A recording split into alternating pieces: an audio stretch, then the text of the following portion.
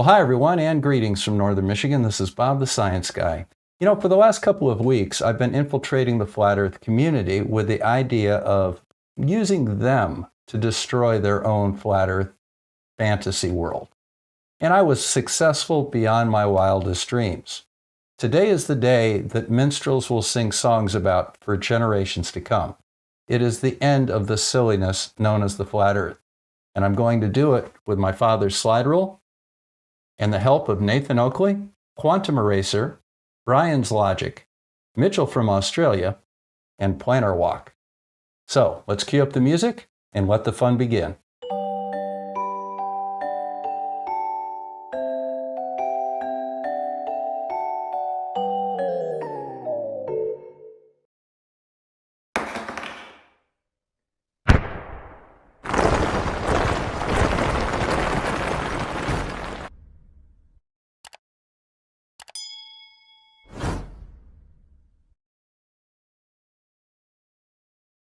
Now, other than a good laugh, the thing that we can always count on when we deal with the Flat Earth is that they will respond to every challenge with aggressive stupidity.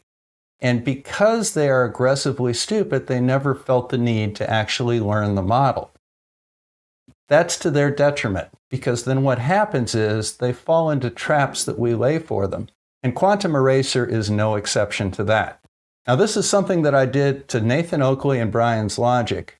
And Quantum Eraser, and I believe this is the 10th man, really summed it up nicely. Now, Nathan was a little cleverer than you would expect him to be. He kind of resisted the trap, but eventually fell for it. Quantum Eraser and company just drove right into the kill zone and said, "Here, ambush me." Well, John, I'm happy to do that. Thank you for your help. So let's go ahead and have a listen to John, and I believe it's the 10th man. Could it be that Stick Bob and the rest of the Baltards are? Could it be? I wonder. I have a degree here. I have a location here. And I'm not going to get into the math because that's not the purpose of this video.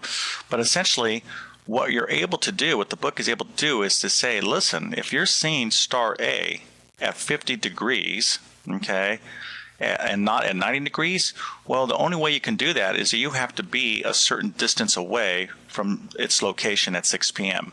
Okay, and it's basically going to build us a little circle here. So let's just make a number up. Let's say in order to see star A at 50 degrees, okay, at 6 p.m. at night, you have to be 900 miles away to be able to see that observation. Okay. What, really? Why would you have to make a number up? That's my question. So some comments, just brief comments. Does he have to make a number up here, or can you get a distance here with just the information you have?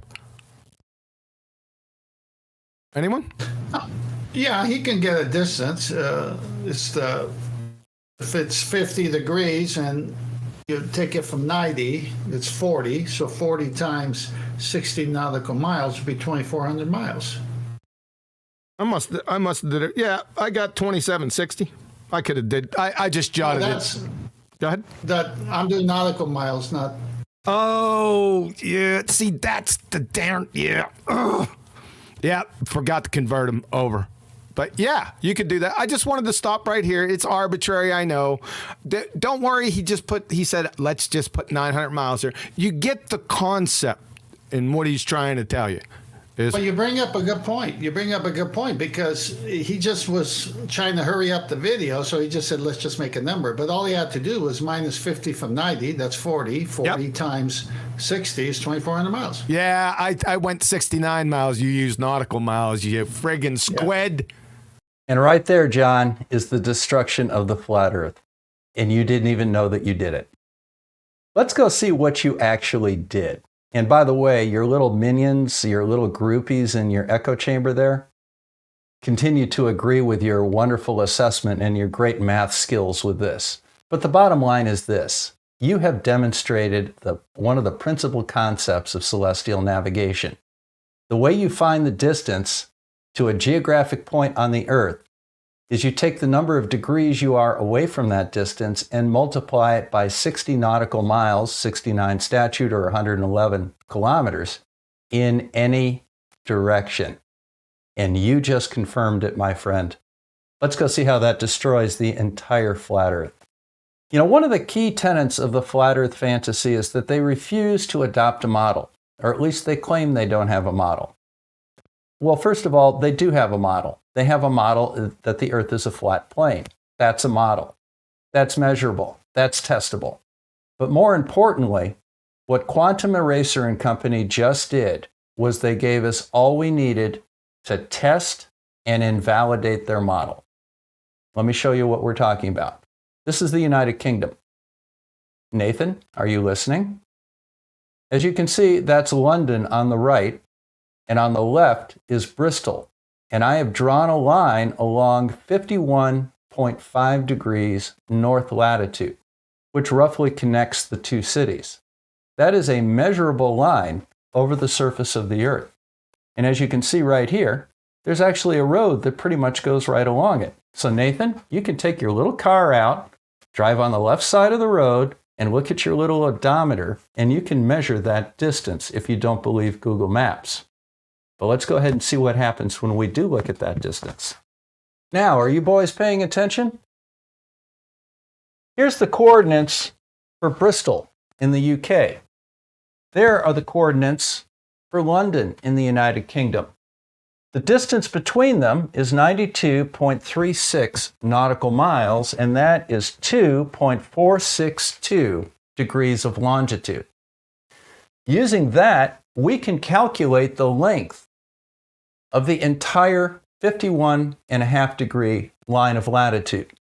And that comes up to 13,510 nautical miles to 4 significant digits. That means it has a radius of 2147. Now here's the problem that you run into, and this is the downfall of the flat Earth. How far is 51.5 degrees from the North Pole? It's 38.5 degrees.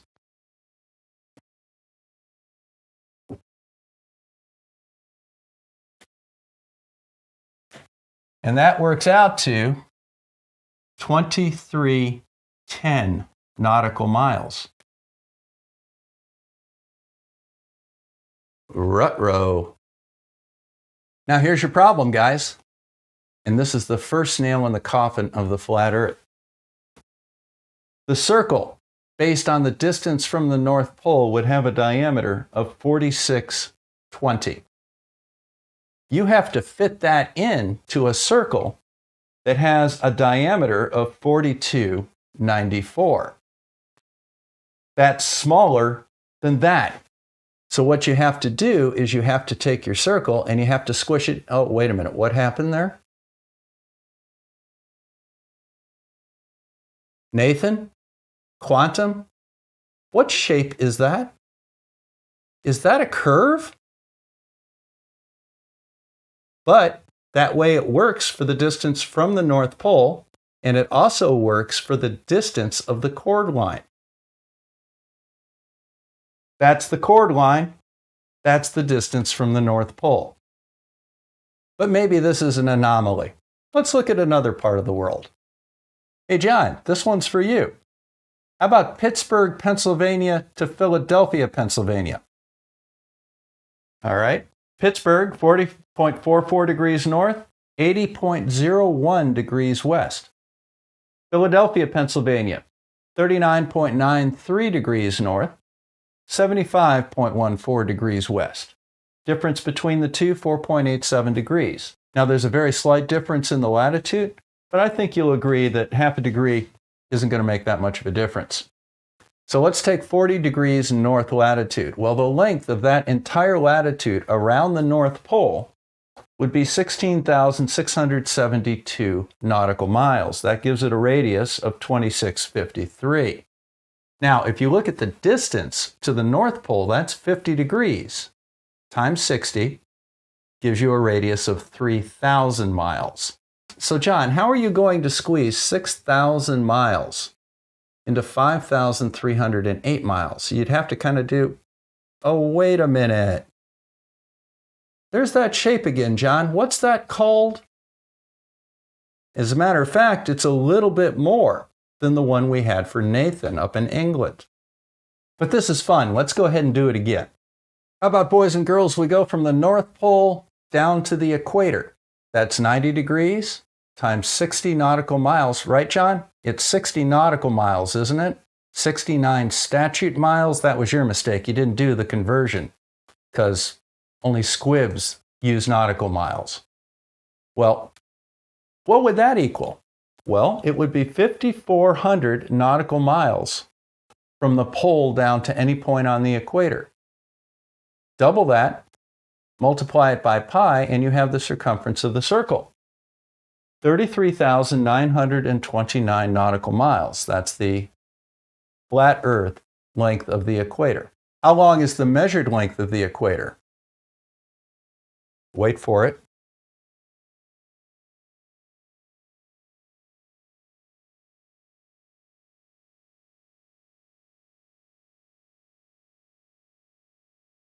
John, do you remember this? Nathan? So you've got to fit a circle that has a circumference of that into a circle that has a circumference of that. That means you got to go like that. What's that shape again, guys? Is it a curve? Mitchell, this one's for you. How about Perth in Western Australia? The Forester, which I guess is north of Sydney, so that would be what, New South Wales? Here's the coordinates of Perth and Forester. It's 36.37 degrees of longitude between these two locations. And again, we're actually in the other hemisphere. We're in the eastern hemisphere now. And that distance is measured out at 1,859 nautical miles. Now that would give a circumference of the Earth of 18,400 nautical. Wait a minute, that's less than the equator. I thought it would have to be more than the equator. We'll figure that out in a minute. And that would be a radius of just shy of 3,000 miles. So Mitchell, help me with the math here. How far is 32 degrees south latitude from the North Pole? That would be 90 plus 32, or 122 degrees. Multiply that by 60 nautical miles. Well, let's see, that would be 7,320 nautical miles. I wonder how big a circle is that has a radius of 7,320 nautical miles. Let's find out. If that's the radius, the circumference of the Earth at that point would be 45,992 nautical miles. But that's okay. I've got my visual here for you, Mitchell. So, at the equator, we had to bend it like this. But now we have to go even smaller. I think we have to bend it something like that. That's starting to look awful circular, isn't it, Mitchell? You agree that looks circular, right, gentlemen? Nathan? Quantum eraser? That's starting to approach a circle? What do you think? Can you see it okay? Can you see that, guys? Here, let me draw it for you. Okay, gents, let's see if we can put this into some perspective. So, here's the North Pole, right here. Now, Nathan, you're at about 51 degrees north latitude, and that would make your degree of latitude about there. Now, here's the distance from the pole that you have to cover. And here is the distance that you have to cover it. You with me so far? That's a curve, Chief. Hey, quantum eraser, let's do you next. So here is about 40 degrees based on the distance between Pittsburgh and Philadelphia. We know that that's how much distance you have to pack that much distance between the pole and Philadelphia. What shape is that, John? Does that look curved to you? Next, let's do the equator. Well, there's the equator. And we've got that much space to fit that much land. Because remember, that's 5,400 miles to the equator. And this is only 21.6. Now, last but not least, Mitchell. Here is 32 degrees south latitude. We can't see where you are right now because you're literally on the other side of the spherical Earth from John and Nathan. But that's okay. We'll roll with it, man.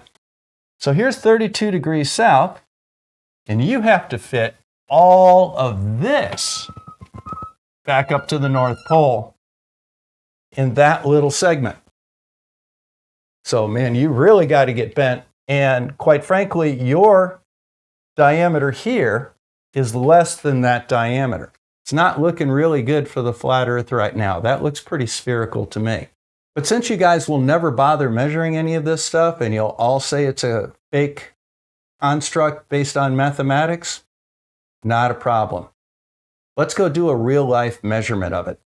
And for that, we need to go to New Zealand. Now, one of the problems that you run into when you try and test the flat Earth is they always say, well, look at that airplane. How do we know where that is? We can't track it. Look, here are 12 flights that I found online that take me from Sydney, Australia to South Africa by way of Dubai. You know, of course, that looks over every direct flight, but they want to find one that stops in the Northern Hemisphere. Well, let's do it the old-fashioned way. Let's take a cruise ship. And what we're going to do is we're going to go from the Bay of Islands in New Zealand. And while we're there, we're going to say, hi, Plan Our Walk. That's the only reason I mentioned him, was to give him a shout out. He's a cool kid, so check out his videos and his channel listed in the description. Thanks for letting me borrow your country for this. Now, on the North Island of New Zealand, they have the Bay of Islands. And this ship leaves the Bay of Islands and sails directly west to Australia and docks in Sydney. Now, the distance here is 1,300 nautical miles. That's at least on the globe. Based on the fact that this averages about 34 degrees south latitude, 124 times 60 would give you the distance to the North Pole. Multiply that by 2 and pi, and you get the circumference of the Earth at that distance from the North Pole. It comes up to over 45,000 nautical miles. Divide that by 360. Multiply it by the 20 some odd degrees between Bay of Islands, New Zealand, and Sydney, and you find that this flat Earth journey is some 3,000 nautical miles. Well, here's where the problem lies. They leave the Bay of Islands on Friday, October 21st, 2022, and the sailing time is 4 p.m. Now, that would be 2 p.m. in Sydney. And notice, in 24 hours, they're at sea. At 48 hours, however, they do dock the next morning, and that is 62 hours after the time that they left. Well, let's do some quick math. Now, if the globe is right, the distance between those two locations will be 1,305 nautical miles. We'll divide that by 62. And we get a cruising speed on the ship of 21 knots, which is nautical miles per hour. Now, if the flat Earth is right, well, that would be 3,000 nautical miles in the same 62 hours, which means the cruise ship has to make 48.38 knots in order to make that journey. That's faster than a warship. But how fast do cruise ships go? Well, let's find out. Let's do a search for the fastest cruise ship in the world. And according to this, it's the Queen Mary II. Let's look right there. What's that say? So, can reach top speeds of up to 30 knots. That's a long ways from over 46. Well, gentlemen, I want to thank you all again.